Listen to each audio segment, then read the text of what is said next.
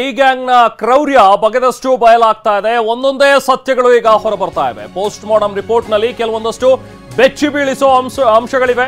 ಬೀಭತ್ಸವಾಗಿ ರೇಣುಕಾಸ್ವಾಮಿ ಕೊಲೆ ಮಾಡಿದೆ D gang ಅನ್ನುವಂಥದ್ದನ್ನ ಪೋಸ್ಟ್ ಮಾರ್ಟಂ ವರದಿ ಸಾರಿ ಹೇಳ್ತಾ ಇದೆ. ಮರಣೋತ್ತರ ವರದಿಯಲ್ಲಿ ಡಿ ಗ್ಯಾಂಗ್ ರಕ್ಕಸ ಕೃತ್ಯ ಬಯಲಾಗಿದೆ. ಬೀಭತ್ಸವಾಗಿ ರೇಣುಕಾಸ್ವಾಮಿಯ ಕೊಲೆ ಮಾಡಿದೆ ಈ ಡಿ ಗ್ಯಾಂಗ್ ಅಂತ ಹೇಳಿ ಪೋಸ್ಟ್ ಮಾರ್ಟಂ ವರದಿ ಕೂಡ ಹೇಳ್ತಾ ಇದೆ. ಮೊನ್ನೆ ಕೂಡ ಪೋಸ್ಟ್ ಮಾರ್ಟಂ ವರದಿಯ ಕೆಲವೊಂದು ಪ್ರಾಥಮಿಕ ಅಂಶಗಳು ಟಿವಿ9ಗೆ ಲಭ್ಯವಾಗಿದ್ವು. 16 ಕಡೆ ಏಟ್ಗಳು ಬಿದ್ದಿವೆ ಅಂತ ಹೇಳಿ ಆ ಮರಣೋತ್ತರ ವರದಿಯಲ್ಲಿ ಹೇಳಲಾಗಿತ್ತು. ಮರಣೋತ್ತರ ಪರೀಕ್ಷಾ ವರದಿಯಲ್ಲಿ ಕಾಲ್ನಿಂದ ಒದ್ದಿದ್ದಾರೆ, ಕೆಲವೊಂದಷ್ಟು ಕಡೆ ಮೂಳೆ ಮುರಿದಿದೆ ಅನ್ನುವಂಥದ್ರ ಬಗ್ಗೆನೂ ಕೂಡ ಪ್ರಾಥಮಿಕ ವರದಿಯಲ್ಲಿ ಹೇಳಲಾಗಿತ್ತು. ಈಗ ಮತ್ತಷ್ಟು ಅಂಶಗಳು ಪೋಸ್ಟ್ ಮಾರ್ಟಂ ವರದಿಯಲ್ಲಿ ಏನಿವೆ ಅನ್ನುವಂಥದ್ದು ಟಿವಿ9ಗೆ ಲಭ್ಯವಾಗಿದೆ. ಕೆಲವೊಂದಷ್ಟು ಡೀಟೇಲ್ಸ್ ಅನ್ನ ನಿಮ್ಮ ಮುಂದೆ ಇಡ್ತಾ ಇದ್ದೀವಿ. ಅತಿ ಭಯಾನಕವಾಗಿ ರೇಣುಕಾಸ್ವಾಮಿ ಮೇಲೆ ಹಲ್ಲೆ ಆಗಿದೆ. ಸೊ ಹಾಗಾಗಿನೇ ಆತ ಮೃತಪಟ್ಟಿದ್ದಾನೆ ಅನ್ನುವಂಥದ್ದನ್ನ ಪೋಸ್ಟ್ ಮಾರ್ಟಂ ವರದಿ ಸಾರಿ ಹೇಳ್ತಾ ಇದೆ. ಡಿ ಗ್ಯಾಂಗ್ ನಡೆಸಿರುವ ಕ್ರೌರ್ಯ ಎಂಥದ್ದು ಅನ್ನುವಂಥದ್ದು ಪೋಸ್ಟ್ ಮಾರ್ಟಂ ವರದಿಯಲ್ಲಿ ಬಯಲಾಗ್ತಾ ಇದೆ. ರೇಣುಕಾಸ್ವಾಮಿಯನ್ನ ಹೊಡೆಯೋದಕ್ಕೆ ಇವರು ಬಳಸಿದಂತಹ ಆಯುಧಗಳು ದೊಣ್ಣೆ, ರಿಬಿಸ್ ಪಟ್ಟಿ, ಬೆಲ್ಟು, ಚೈನು ಇದೆಲ್ಲವನ್ನು ಕೂಡ ಬಳಸಿದಾರಂತೆ.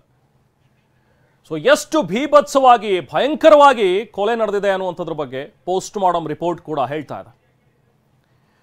ಸೊ ಪೋಸ್ಟ್ ಮಾರ್ಟಂ ವರದಿಯನ್ನು ಆಧರಿಸಿ ನಿಮಗೆ ಹೇಳೋದಾದ್ರೆ ರೇಣುಕಾಸ್ವಾಮಿ ದೇಹದ ಮೇಲೆ ಸುಮಾರು 34 ಕಡೆ ಗಂಭೀರ ಗಾಯಗಳಾಗಿವೆ ಅಂತ.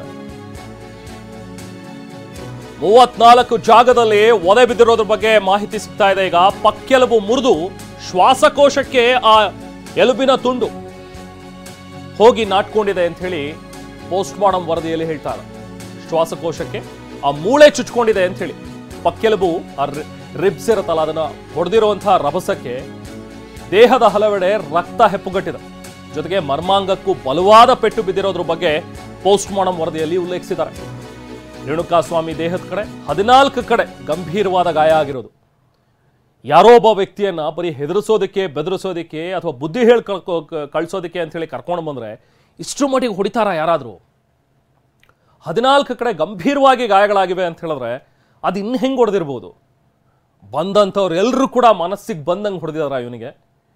ಎಣ್ಣೆ ಏಟಲ್ಲಿ ಬೇರೆ ಇನ್ನೇನೇನು ತೊಗೊಂಡಿದ್ರೋ ಗೊತ್ತಿಲ್ಲ, ಆ ಒಂದು ನಶೆಯಲ್ಲಿ ಬಂದು ಈ ರೀತಿಯಾಗಿ ಕ್ರೂರವಾಗಿ ವರ್ತಿಸಿದಾರ?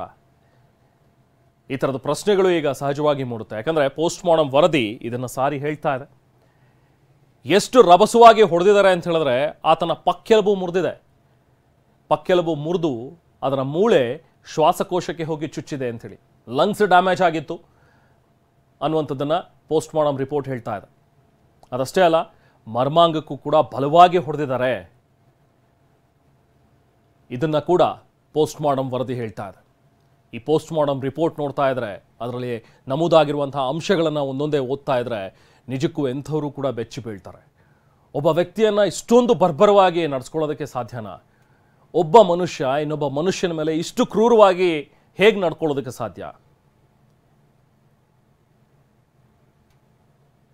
ಅದು ಕೂಡ ದರ್ಶನ್ ಕೂಡ ಇದ್ದಂತಹ ಸಂದರ್ಭದಲ್ಲೇ ಈ ಥರದ್ದೆಲ್ಲ ಹಲ್ಲೆಗಳಾಗಿವೆ, ಹೊಡೆದಿದ್ದಾರೆ ಅಂತ ಹೇಳಿ ಕೆಲವೊಂದಷ್ಟು ಜನ ಹೇಳ್ತಾರೆ.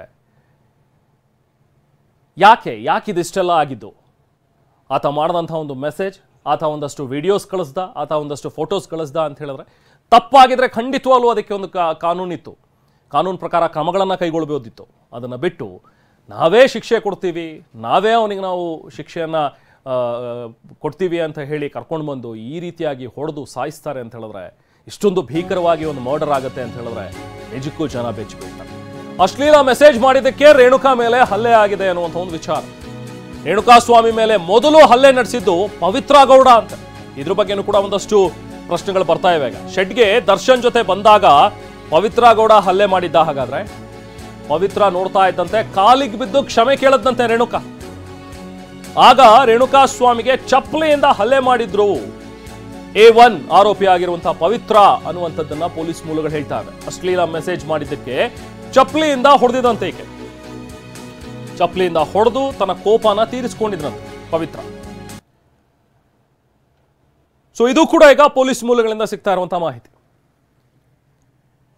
ಒಬ್ಬ ವ್ಯಕ್ತಿ ತನಗೆ ಈ ರೀತಿಯಾಗಿ ಅಶ್ಲೀಲವಾಗಿ ಮೆಸೇಜ್ ಮಾಡ್ತಾ ಇದ್ದಾನೆ ಅನ್ನುವಂಥದ್ದಿದ್ರೆ, ಸೋಷಿಯಲ್ ಮೀಡಿಯಾದಲ್ಲದು ಅನ್ನುವಂಥದ್ದಿದ್ರೆ ಅದಕ್ಕೊಂದು ಬ್ಲಾಕ್ ಅನ್ನೋ ಆಪ್ಷನ್ ಇರುತ್ತೆ. ಸೋಷಿಯಲ್ ಮೀಡಿಯಾದಲ್ಲಿ ಅದನ್ನು ಬ್ಲಾಕ್ ಮಾಡ್ಬೋದು, ರಿಪೋರ್ಟ್ ಮಾಡ್ಬೋದು ಇವನ ಅಕೌಂಟನ್ನು. ಇನ್ಯಾವತ್ತೂ ಕೂಡ ಈ ಥರದ ಮೆಸೇಜ್ಗಳು ಬರದೇ ಇರೋ ರೀತಿಯಲ್ಲಿ ತಡಿಬೋದು.